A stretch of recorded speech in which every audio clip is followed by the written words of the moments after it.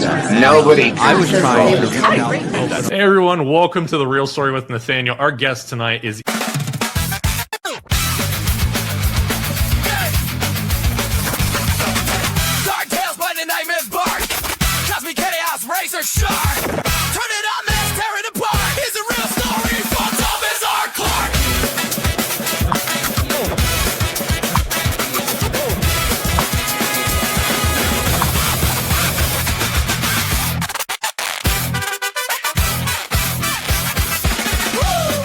Thomas R. Clark. Welcome to our show. That was our AI intro. You're not a fan of AI, and I want to point that out before anybody busts you out saying you were just on a show with that. So I absolutely respect your opinion on it. And that particular video, by the way, Josh, if we have names, you can get them up.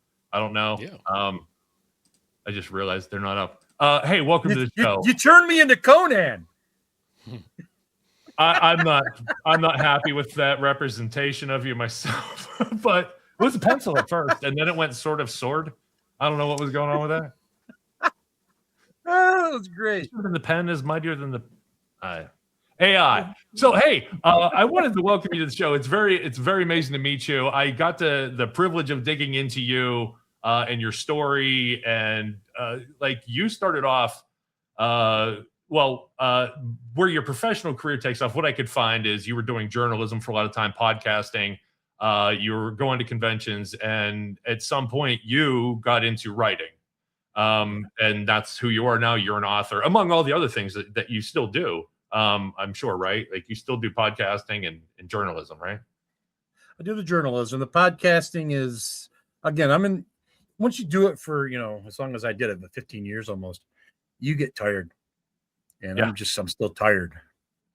I understand that. We started off as a relationship show, and then we got into talking to people who do interesting things and have interesting lives. And my goal meeting you here, for anybody tuning in, if you have questions, please put them in chat. We want to hear them. We will get them on screen if they're good questions, and even if they're not, we'll have fun.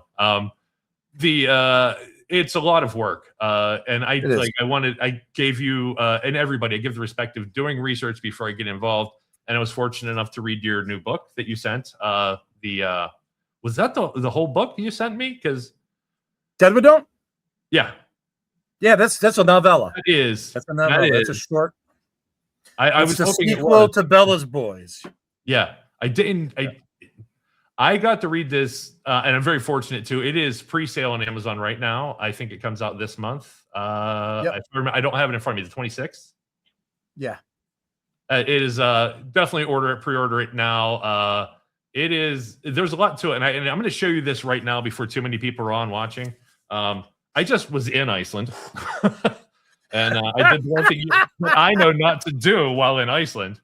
I got a tattoo, and this tattoo is actually more related about a friend of mine who kind of had a nickname, but that is Thor. In the script that they assured me was legitimate. As I'm reading your story, and I don't want to give away anything on it, like it was nice, like, I have ideas, because you do the research before you go to a place like Iceland, and you do the history, and I just saw a whole big video about Iceland and how Greenland became a thing, and Vinland, and all these things. And I love your stories in that. How much do you enjoy your research as much as you enjoy your writing? Well, I know a lot about Norse mythology to begin with. So there really wasn't a lot of research that I did into this, other than little things like how the town works, how a village in the Iron Age village would work. That was my biggest research that I did for this piece. I felt like, though I don't know if you've even been to Iceland, but even the style, something about that, I was like, I kind of felt like I was there again. It was. Well, one of the things that I like to do, and you notice this in the prose there, is I use the Norse spellings of the gods, and that lends, I think, a little bit to the mystique, and it makes it a little exotic when you're reading it. So I don't use these monsters like H.P. Lovecraft created his own. I go into the well and I pick out what's there already. Bella is an amalgam of and Grobe, Loki's wife, and Yanhari, the Genesee River, New York. Speaking of your producer, it's outside of Rochester. They have a sea serpent there that eats wayward men or partners, as the case is. So I amalgamated them together for this creature that, loves everybody she kills. I love it. It's a love story. Your prose, by the way, are addictive. When you start rolling on a sentence, certain places, I mean, you do it throughout the book, but there is a point where I don't want the paragraph to end. Do you feel that way when you're writing, like, this is a sticky, sweet, I love where I'm going, and then you have to get on the next thing? But I know I have a problem with that sometimes. I'm like really enjoying the description of what's going on, and I don't want to move on. My thing is, I'm concerned with being too purple, or I'm concerned with giving too much. So sometimes I cut the stuff short, just so that you, the reader, can fill in the blanks. I love that. So, I love that. So, yeah. So when I'm writing a sentence and I get going, or a paragraph and I get going on a scene or something, it depends on where it goes. I don't have any design to it. What you're describing to me is just what I do naturally. I love it. So it's nothing that's a constant thought in my head. When you're writing, do you know the end of the story when you start writing it? Sometimes. Like Good Boy, I wrote the opening and I wrote the ending to that, and then I filled in the blanks inside. And Bella's Boys, I always knew that in Bella's Boys, which is the previous book to Dedwadon't, I always knew that the protagonist was going to be with her. So I had that in mind from the get-go. You want to. I'm very nihilistic sometimes, so you don't get a lot of happy endings. Dedwadon't's got a happy ending for me. So yeah. I mean, I know we're teasing people to go buy the book with this too, but like, I get what you're saying. I'm usually the guy that tells people that a sad ending is a happy ending, and I'm trying to. We'll just say it is. The drug mule gets his drug It is mule. a happy ending. It depends on who you're rooting for, or like the natural order of things, or like we find out a lot about man in your story. You say a lot about man as a whole in that story. It's not just about these folk tales or mythological beings. It's about man, and that's the one thing I kind of got. Like the one thing I loved about Frankenstein, it wasn't about the monster; it was about man. Man's the most horrible monster in the world. You don't quite go in that direction, but it is about man. Is very flawed. My supernatural entities in my fiction, they're not the bad guys. They certainly don't think they are. And well, any good quote unquote villain's gonna think they're the hero. Yeah. But mine goes even a step further. I don't see them. Ghosts don't scare me. People do. Okay, let's just say that. I think most people agree with that. I have witnessed people doing horrible, awful things. I've been party to it. There's nothing that a supernatural entity could do to me that some tweaker down the street's not going to do to you. And this tweaker's more scarier because, quite honestly, that tweaker's for real. Yeah. And again, they don't think they're evil. They're not like the real. Yeah. I'm trying to talk without saying there's a point in the book that sentence brought me to, and I don't want to talk about it. That's the hard part. That's why I'm starting here. We can talk about it. That's fine. It's okay. There's a scene in the middle in the bar that involves a shotgun. So that came out of the editing process. Okay. That initially, was one of the more powerful things I've ever read, let alone in that story. My editor on this book was Christine Morgan. Christine Morgan's a wonderful person. She is the queen of Splatterpunk. When you hire an editor, you make sure they're like a producer in music. The editor in a book is like the producer in music. They guide you. They don't tell you what to do. They don't do it for you. They guide you. Okay. They correct your bad grammar because we all have horrible grammar. All right. It doesn't matter how often you write, you're still going to put a period where a comma should be, etc. So on. All right. And one thing, when Christine was editing it, and she gave me the first round of edits on it, she said, I want to know what happens to Doc and Katie. To me, at first, they were just tertiary characters that were there to move the plot along because they happened to be at a bar.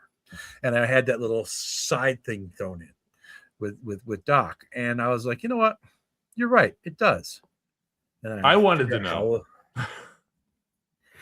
Yeah. So I put it in there, and it was probably one of the best things that I've done because you picked right up on it. It was one of those things. Wow. This isn't even the supernatural entity's involvement. This is two people doing awful things to one another. Yeah, exactly. And I thought like it was just this perfect juxtaposition of, I thought this was going to be, and I'm like, oh no, that's still there, but people are still garbage. I got that, and it was jarring, which is what I want in art. I want to think. I want to be not like, I don't want to be taken out of the story. I want my worldview to be altered, or at least questioned. I want a question. And that was foreshadowing for what happens with Oliver later on. See, it sets you up. If you have twists or anything in the story, you have to have foreshadowing for it early on. If you don't, the reader or the viewer, if it's a movie, isn't going to. It's cheating, right? They're not going to accept it. They're subconsciously going to. It was okay, but. So we eliminated the "it was okay, but" by doing that in this piece. And I wish more movie editors, when a movie's long, realized when they cut certain things out, they're literally taking guts out of the movie or out of the story. Like, we needed to know that background, otherwise we didn't get the foreshadowing, and that makes no sense. Right. And you've taken away an entire theme that meant something. And that's part of the problem with a lot of filmmakers is they're not writers. Yeah, they don't get that part of it, and they don't understand that part of it. I've seen clips taken, even in Kevin Smith movies, a comedy where it shouldn't matter. Something was taken out that made the shit demon actually make more sense in where it was used. You know, that was taken out. We don't get that. I wanted to ask you to go back on your editor thing. So you obviously picked the right editor for you for that story. Like that, for me, brilliant move on your part to get that editor to talk with you about, hey, what about this? I've considered myself okay with words, and I've sat down and I write a lot of things that aren't stories, and sometimes they are stories. And I've never considered really being published because my punctuation is garbage. How important is an editor? Should people who are horrible at punctuation just find an editor who's willing to deal with that, or how do you suggest that somebody who's getting started in writing deal with? They're good with words, they suck at actually writing the punctuation out. So when you get up in the morning, you go relieve yourself and you brush your teeth, right? Yeah. Okay. Getting an editor is one of those two things. You have to do it. Okay. You must do it. If you don't, your piece is going to not be good. You have to do it. Everybody has to hire an editor. Do not use an AI-based editing program or grammar correction program like Grammarly, for example, and think that it's going to do the job, because it's not. I agree with you. Quite often it doesn't understand the nuance of the sentence because it doesn't get us as a human. And that's the problem that AI writing has too. This generative AI writing has, is it doesn't have that human element. So it all sounds the same, and it all reads the same, and it all looks the same because it's only data mining what's already out there. It doesn't catch the imperfections that make things work. And humans are imperfect, and that's why we like imperfect things. Yeah. And that imperfectness is what art is. Otherwise, you're a fartist, a fake artist, a fartist. I've been a fartist. I'm positive. I might be that right now in this interview. Trying to create something. I always feel like the outsider, which is something I've heard you have echoed with your first time at a convention signing the books instead of being the person at the convention meeting people. That was surreal. Okay. I need to hear about this. I the first time I vended for anything was at Scares That Care. Now, before that, I had done a few different shows, smaller conventions throughout the country and throughout New York State, where I was there with my podcast. And it wasn't the same because I wasn't really selling anything. I was promoting a podcast, or I was using my table as a resting spot. But at Scares That Care, that charity weekend, and it was 2018, when I sold Good Boy for the first time, and I sold out of it. It was, I had 50 copies with me, and they were gone in 2 days. Gone. Congrats! No, seriously, that's Thank you. Life-changing. It was. In fact, when we were on our way to that convention, my wife looked at me. She goes, "This is real. This is now real." I said, "Yeah, it is." And I've been a snowball going down a hill ever since. I love hearing this stuff, and I love the fact that your wife was there with you and she recognized the moment and called it out. Because with so many times we go through life and we have a moment we don't realize it was. We can look at it in hindsight and appreciate it, but when you're fortunate enough to catch it, look around the room and see your 10 friends that you might never have in a room again. That's important. I try to do that a lot now. As you get older, as I get older, I try to every once in a while take a mental picture of, well, hi puppy. That's I've seen Rocket. pictures of that puppy. No, that's Apple, but Rocket's the one who's mouthy. You be quiet. Thank you. Thanks for your input. So he's always got something to say. You're at this convention and you've sold 50 books. You're now somebody people want to talk to at a convention. What was it? Well, let me cut the shortcut here. Is the saying that you should never meet your heroes true? Because now you're on the other side. It's a 50-50 on that. My heroes from the writing world that I got to meet at the first Scares That Care that I went to in 2016. It was all positive experience with all of them. But as you learn people and you get to learn a community, not everybody's going to like you. You're not going to like everybody. Yep. That's human nature. It's how professional you are towards them that matters. So just, I just, look at it this way. Just be nice. Be nice to everybody. Even if you don't care for them, just be nice to them. And hopefully they'll do the same to you. Yeah, I love it. I never understood the ability to not be a dick. Just don't. Too many people are, though. There's a lot of people that are. They take pride in it. I was a young kid as well. I'm a teenager. I was a dick on purpose, and I enjoyed it. But I'm also now a real adult, and I don't get when I see real adults being a dick on purpose. There's something about the appeal of the wrestling heel to people, and the wrestling heel is the guy who's the quote unquote bully, but he's not. And he has certain humor that he uses. It's insult humor for the most part. Like, hey, I'm in the armpit of the world right now, Utica, New York. Those kind of things. But some people think that kind of curmudgeon humor is really funny in person, and it's not. You're insulting people, and you don't realize you are because you think you're being funny. Yeah. So I've always told friends of mine, wrestling humor, if you're going to be a wrestler, you're going to use wrestling heel humor, it's rude. You have to remember that. So make sure you use it sparingly when it's not going to be rude. Unless you want to wrestle.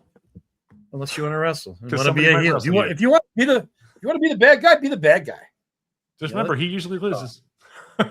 The thing. You mentioned Scares That Cares, a charity that I know is very personal to you. Let's talk about that real quick, just to get it out there again, because what I've read, I love the concept and I love the idea. I learned about Scares That Care, a 501c charity, from listening to the Horror Show of Brian Keene podcast. That was on the Project iRadio at the time that became Project Entertainment Network as time went by. I had just left This Is Infamous, doing their wrestling podcast and doing journalism for them. And I was looking for a new outlet, and I reached out to the people behind Project iRadio, and I pitched them 2 podcast ideas. One was Necrocasticon, my heavy metal and horror podcast that went on for 8 years. And the other was The Curtain Jerkers, which was it was half wrestling news and half wrestling satire. And the problem was nobody got that we were doing satire. They thought it was just me making voices when I had a whole staff of people working on this with me. All the work, and they're just like, he's just goofing around on a mic. Yeah. You're thinking that's Tom making voices because I can do stuff like that. But no, I had a whole team working with me, and we had production meetings, and we did these for 8 years. Every week we did produce 2 podcasts and put them out. So, and we did that through Project iRadio. Well, Project iRadio got sold to Armand Rosamilia, and he turned it into Project Entertainment Network. And by that time, I was already doing behind the scenes editing work and production work for the names in the business that had podcasts on there, like Brian Keene and the Horror Show. Yeah, that production work was actually done by Matt Wilderson, but I did do his podcast with Chris Golden, Defenders Dialogue, where they talked about the Defenders comic books from Marvel. And then there was 3 Guys with Beards, which was Jonathan Mayberry, Christopher Golden, and James A. Moore, God bless his soul, their podcast. And being their production and back-end guy on that really helped me in my career a lot. So when I went down to that first Scares That Care, I did it as a journalist. I went there and I covered it for Rue Morgue. Had a mentorship at Rue Morgue at that time. My mentor that's a fantastic name for my pet. Like, just I grew up with that in my house. Love it. Yeah. So Monica Kubler was my mentor there. She taught me a lot about reviewing because I did reviews for them. That was my thing. And my review for Brian Keene's book, The Complex, was his favorite review of any of his books ever, he told me. So that made me feel good. I take it was positive. Because he's one of my heroes. Yeah, that's great. That's really that's great. Who I met there was all my heroes, It's like, come on. The guy that wrote the very first book that I became enamored with, that I stemmed off of when I was 7 years old, was there. My mind was blown. And I didn't realize he had written that book until he told me. It was the first book he published. That's Monteleone. Amazing. That's some great full circle stuff. Like, just on a personal level and a life level, and Well, he did a seminar there and talked to people, and he read an old column of his where he was ripping journalists to pieces, saying journalists know how to write, but they don't know how to tell a story. So after he was done, I went to his table, and I said, "You did a real good job of disillusioning me there, Tom." He goes, "Oh, no, I've been following you. You know how to tell a story. You've been following me?" He goes, "Oh yeah, I have my pulse on the community." So you're the community. Yeah. That's great. You're the pulse. He's like that's you're somewhere. Yeah. So that's awesome. Yeah, that blew my mind. I'm loving this discovery of yourself as we're going through. Like, you're like, and then this happened, and I'm growing here, and I'm doing these things, but like I'm finding out I'm in this world too. It's super surreal. I'm telling you, Nathaniel, it is, because these are people that you thought were, aside. You couldn't touch them. You couldn't, they were a name on the cover of a book or a picture in the back of a book. And now I'm like drinking a beer with these guys. I'm like, what the heck?